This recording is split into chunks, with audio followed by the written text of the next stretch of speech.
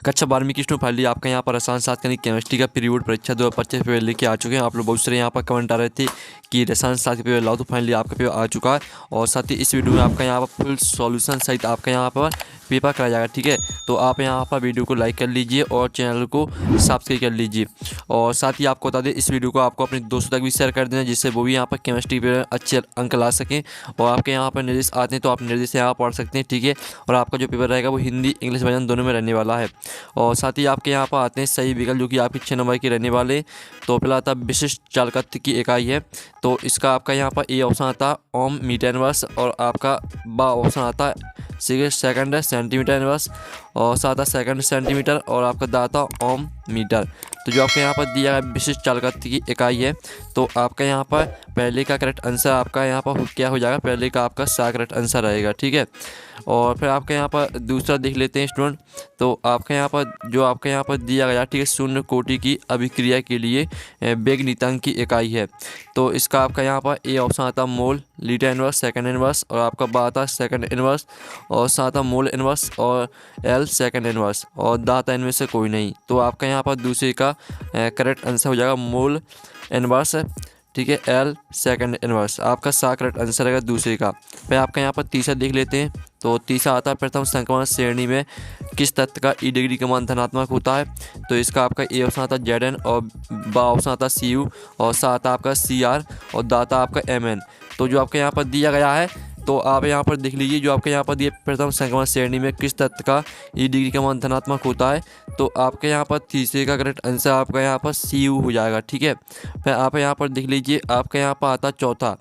तो चौथा आपका आता है, ठीक है, स्फुट दीप्ति के रूप में किसका उपयोग किया जाता है, तो इसका आपका यहाँ पर, ठीक है, ऑप्शन आता है लेंथेनाइट के ऑक्साइड, और आपका यहाँ पर बात आता है एक्टिनाइट के ऑक्साइड, और साथ है संक्रमण धातु, दाता उपयुक्त में से कोई नहीं।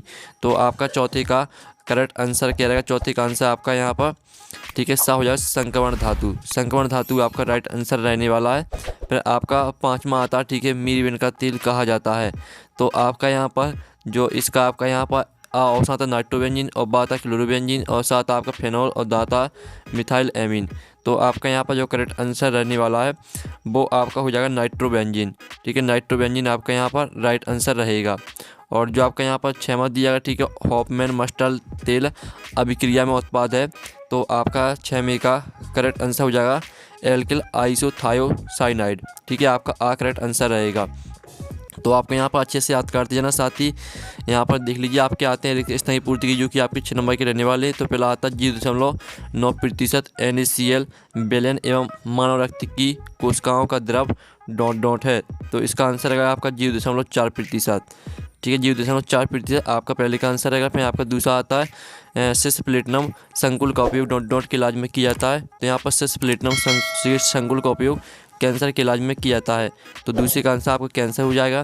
फिर आपका यहाँ पर तीसरा आता है एल्डिहाइड प्राथमिक एमिन से क्रिया करके डॉट नामक क्षार का निर्माण करते हैं, तो यहाँ पर एल्डिहाइड प्राथमिक एमिन से क्रिया करके, ठीक है, 6 क्षार का निर्माण करते हैं, तो आपका ठीक है 6 क्षार हो जाएगा।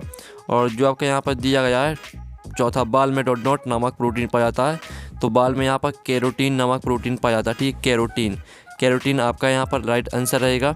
और जो आपके यहाँ पर दिया, जो अभिक्रिया केवल एक पद में पूर्ण होती है उन्हें डोडो कहते हैं, तो यहाँ पर जो अभिक्रिया केवल एक पद में पूर्ण होती है उन्हें ठीक है प्राथमिक अभिक्रिया कहते हैं। तो आपने यहाँ प्राथमिक, इसका आंसर अगर ठीक हो जाएगा प्राथमिक अभिक्रिया। और जो आपके यहाँ पर दिया गया, ठीक है, 6 माता के MnO4 में डॉट का संकरण होता है, तो यहाँ पर के MnO4 में आपका यहाँ पर, ठीक है, sp3 संकरण होता है, तो आपका sp3 यहाँ पर राइट आंसर है 6वें का। तो इस तरह से आपके जो रेगिस्तान है वो कंप्लीट हो जाते हैं। अब चलिए आपकी सही जोड़ियाँ आती हैं, जो कि आपकी कॉलम आ बा में आपकी दी सही जोड़ी। तो पहली आपकी यहाँ पर आती है, ठीक है, पहली आप यहाँ पर देख लीजिए H2O2, तो H2O2 को आपको मैच कर देना है यहाँ पर। ठीक है, इसको आपको मैच कर देना है ईंधन सेल से। और दूसरी आती है प्राथमिक कोटि की अभिक्रिया, तो इसको आपको यहाँ पर, ठीक है, के बराबर 3 × 10⁻⁻1 और S⁻⁻6 से मैच कर देना है। और फिर आती है फास्जिन, तो फास्जिन को आपको मैच कर देना है यहाँ पर कार्बोनिल क्लोराइड से। ठीक है, और जो आपके यहाँ पर दी गई, ठीक है, सुक्रोज, तो सुक्रोज को आपको मैच कर देना मोनोसेकेराइड से। और जो आपके यहाँ पर दी गई, ठीक है, हिंसवर्ग अभिकर्मक, तो हिंसवर्ग अभिकर्मक को आपको मैच कर देना बेंजीन सल्फोनिक क्लोराइड। ठीक है, क्लोराइड से। तो इस तरह से आपकी जो यहाँ पर सही जोड़ी वो कंप्लीट हो जाती हैं और साथ ही आप इसका स्क्रीनशॉट ले सकते हैं। और आप यहाँ पर देख लीजिए, आपका प्रश्न चल आता है एक सद्वाक्य मुत्तदी जो कि आपके 5 नंबर के रहेंगे। तो पहला था जो विलयन स्थिर ताप पर बिना संक्रमण बल दिए उबलते हैं वे कहलाते हैं। तो आपका पहले का आंसर रहेगा स्थिर क्वाथी विलयन। ठीक है, पहले का आंसर आपका यहाँ पर स्थिर क्वाथी, ठीक है, स्थिर क्वाथी विलयन आपका यहाँ पर राइट आंसर हो जाएगा। तो आप यहाँ पर अच्छे से याद कर लीजिएगा। फिर आपका जो यहाँ पर दिया गया आणनीय समीकरण लिखिए। तो इसका आपका आणनीय समीकरण हो जाएगा के बराबर ए की घात ई, ठीक है, माइनस ई ए बटे में आर टी। ठीक है, आप यहाँ पर देख लीजिए, ये आपका यहाँ पर आणनीय समीकरण हो जाएगा।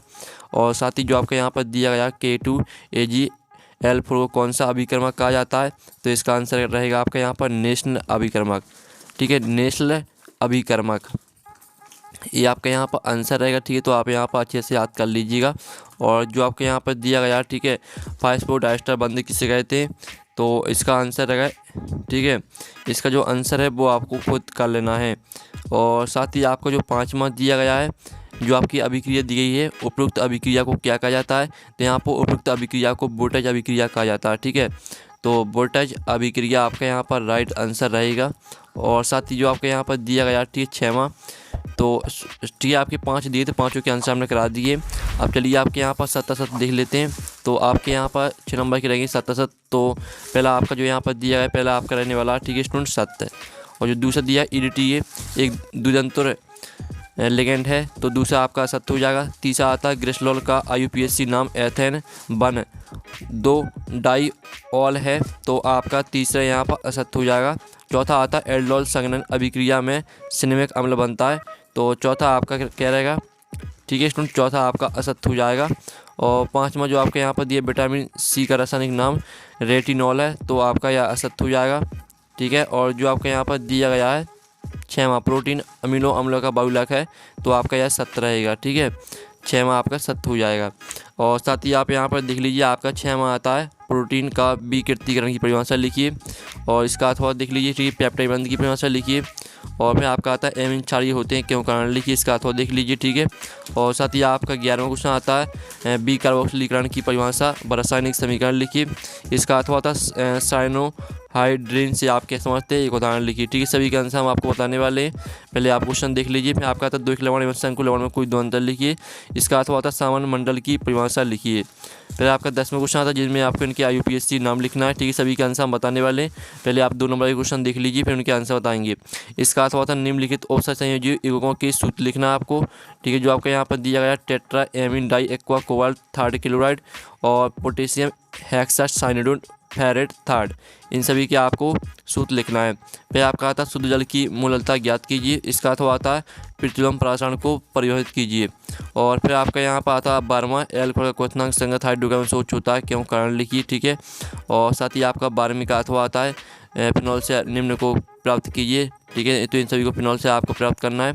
फिर आपका 13वां यहाँ पर देख लीजिए, आदर्श विलयन को उदाहरण एवं ग्राफ सहित समझाइए। इसका अथवा देख लीजिए। ठीक है, 13वां प्रश्न दिया गया है। तो आपके यहाँ पर 13वें प्रश्न देखने से पहले आपके जो यहाँ पर 12वें क्वेश्चन तक 2 अंक के क्वेश्चन दिए गए, इनके आंसर देख लेते हैं। तो आप यहाँ पर देख लीजिए, आपका 6वें क्वेश्चन के अथवा का आंसर है। ठीक है, और साथ ही आपका 7वें क्वेश्चन का आंसर है एथिल एमीन में एथिल समूह के, ठीक है, प्लस एल प्रेरणिक प्रभाव के कारण नाइट्रोजन परमाणु पर एकाकी इलेक्ट्रॉन युग्म में उपलब्धता बढ़ जाती है। इस तरह से आपका 7वें क्वेश्चन का रहेगा आंसर। फिर आप 8वें क्वेश्चन का आंसर देख लीजिए। ठीक है, इनके स्क्रीनशॉट आपको लेते चल रहा है। साथ ही आप यहाँ पर 9वें क्वेश्चन का आंसर देख लीजिए, जिसमें आपको द्विक लवण और शंकु लवण में आपको 2 अंतर लिखने थे। तो ये आपका द्विक लवण और शंकु लवण में आपके 2 अंतर। ठीक है, और आप यहाँ पर 10वें क्वेश्चन का आंसर देख लीजिए। साथ ही आप यहाँ पर 11वें क्वेश्चन का आंसर भी देख सकते हैं। ठीक है, तो आप यहाँ पर स्क्रीनशॉट ले सकते हैं। फिर आप यहाँ पर 12वें क्वेश्चन का आंसर देख लीजिए और 13वें क्वेश्चन का आंसर। ठीक है, और सॉरी, आपका 12वें क्वेश्चन तक जो हमने क्वेश्चन देखे थे, 2 अंक के क्वेश्चन जो आपके 12वें क्वेश्चन तक दिए गए थे, उनके आंसर हमने करा दिए हैं। अब चलिए आपके 3 नंबर के क्वेश्चन देख लेते हैं। अब स्टूडेंट आपके यहाँ पर आते हैं 3 नंबर के क्वेश्चन। ठीक है, आदर्श विलयन को उदाहरण एवं ग्राफ सही समझाइए। इसका अथवा भी आप यहाँ पर देख लीजिएगा। फिर आपका 14वां क्वेश्चन आता है। ठीक है, निम्नलिखित के आप चयन के लिए कितने आवेश की आवश्यकता होगी। ठीक है, आपका 14वां क्वेश्चन दिया गया है। और फिर आप यहाँ पर 14वें का अथवा भी आप यहाँ पर देख लीजिए। और 15वां क्वेश्चन आता है अर्ध आयुकाल परिभाषित कीजिए। प्रथम कोटि की अभिक्रिया के लिए अर्ध आयुकाल की गणना कीजिए। इसका अथवा भी आप यहाँ पर देख सकते हैं।